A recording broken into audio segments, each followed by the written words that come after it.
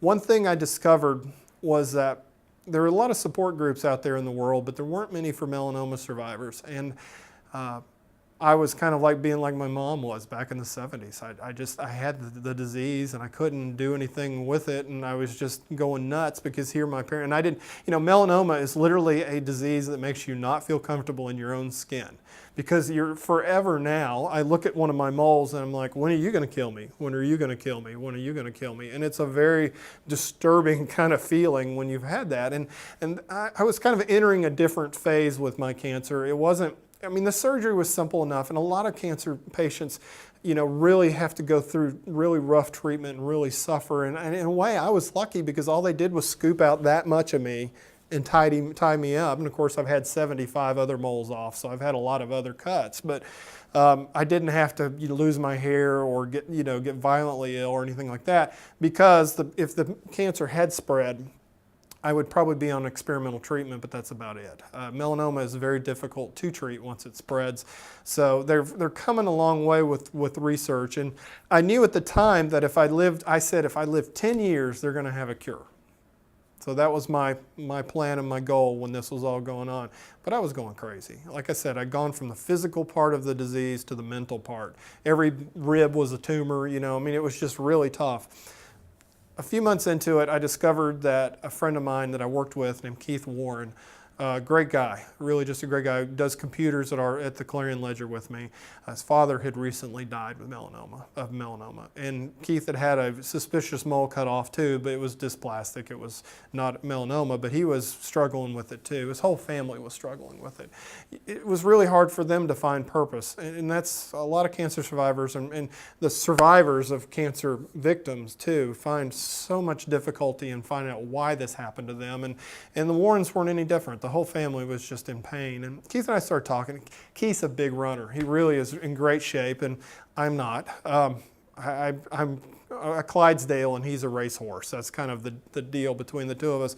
But we started talking, and we realized that nobody knew anything about melanoma, and we realized that we needed to do something, because if I hadn't have been aggressive, and if I hadn't have gone and gotten screened and hadn't gotten this cut off, I would be dead. And so many other people should have that chance that I had. So we said, okay, we need to do a skin screening.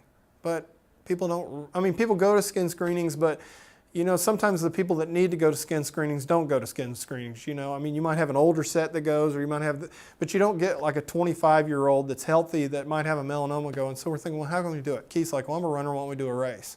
Okay, that's a good idea. Well, why don't we do something different? I said, let's do it in the evening. We don't want the people getting sunburned. So we start this race up. Of course, then we got the track club to help us, and they were great. Of course, they were like, I don't know if a race in the afternoons is going to work, but we had full belief it would, and Dr. Barraza agreed to come and do the screening again. And I thought that was very kind of him to do that. And so the first year we had a couple hundred runners, and we probably screened all of them, and we caught a couple melanomas. Wow, that was pretty cool.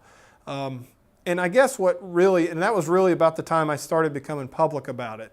The moment I kind of came out of the cancer closet, I guess you could say, was a little into the year, almost a year at that point. It was during Melanoma Awareness Month or whatever in May. And so I wrote a column about getting screened and my story, and I got flooded with emails from people who read that and decided that they needed to go get screened. And I had a couple people say, we got checked because we saw that. And I'm thinking, okay, I have struggled with this for over a year trying to figure out why I'm still alive. And I have a huge debt. I really still don't know why I'm alive. I like to think it's to raise my children, but I don't think that's a fair thing either, because so many of my friends that have died from the disease have children to raise too. And I don't know if it's to help other people, but I feel like that I have a debt and I needed to do that. So we created the race and we did that, and I started talking about it, and I started figuring out what it meant to be a cancer survivor and what was important. And I've got friends that have had cancer to this day and still nobody knows it. And I respect that, because it's all personal and it's all how you can deal with the stress and the pain. But Keith and I got this race going, and we had 200 people, and it was a great afternoon. It was hot as Hades. It was in May that we did the race. And We just decided that, well, maybe we'll bump it into April a little bit just so it won't be so hot. But we got this great course in downtown Jackson. We start in front of the Clarion Ledger. We run around, in the upper part of Jackson. Then you go down about around the fairgrounds, and then you go up the High Street Hill, and everybody's like, oh, the High Street Hill is so difficult. But the neat thing about the race was that not only did the runners come and get screened, which was kind of our goal, but they brought their families because the race was in the afternoon. It was different. We had a huge audience there that we didn't expect, and a lot of those folks got screened too. So we're thinking, okay, we just got dealt a really big, fat, sour lemon, and we got some pretty sweet lemonade here. So we had really felt like that this was going well. And so from that point on, we just decided that we would build up the race as much as we can. We saw 10% growth every year. We wanted to keep it modest. You can't start a race and keep it modest. I mean, have it grow and outgrow your logistics. So we tried to get the growth growing, and every year it's grown. This year we had a few less people, but we still had around, I guess, around 800 runners, I think, total. But we screened a ton of people. In fact, poor Dr. Barraza has given up and brought in help because the screening has gotten so big, and we thought that was just a blessing.